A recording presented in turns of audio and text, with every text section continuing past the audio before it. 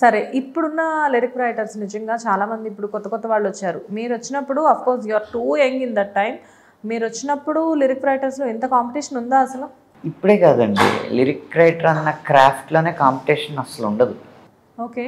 ఎందుకంటే అవ్వాలనుకునే వాళ్ళు తక్కువ, అయ్యేవాళ్ళు ఇంకా తక్కువ, అందులో సక్సెస్ అయ్యేవాళ్ళు బహు తక్కువ. ఓకే.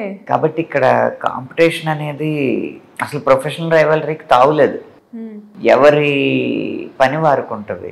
ఆ పాటలు సక్సెస్ అయ్యే దాన్ని బట్టి కొద్దిగా స్థాయి పెరుగుతుందేమో పారితోషికాల్లో, లేకపోతే కలిసి చేసే ప్రాజెక్టుల్లో స్థాయి పెరగచ్చు, కానీ అవకాశాలు మాత్రం ఎవరికి మృగ్యం అవ్వవు.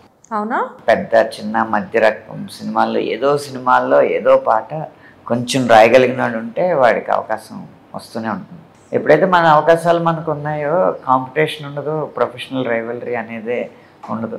ఈర్ష్య, ఈసునసూయలు అంటారు చూడండి, అవి ఏవి ఉండవు. సార్ ఇప్పుడు మీకంటూ ప్రత్యేకమైన ఒక గుర్తింపు తెచ్చుకున్నారు. అంటే completely it is your talented and hard work, అది మేము ఖచ్చితంగా నమ్ముతాము. కొన్ని దశలు ఉన్నాయండి. అందులో మొదటి దశ ఈ క్రాఫ్ట్ మీద ఆసక్తితో కంటే కూడా అవగాహనతో వస్తే మంచిది. చాలామందికి 4 పాటలు వింటే ఆ 4 పాటల్లో కొన్ని పదాలు అక్కడ ఇక్కడ పూజ చేస్తే ఓ పాట అయిపోద్ది.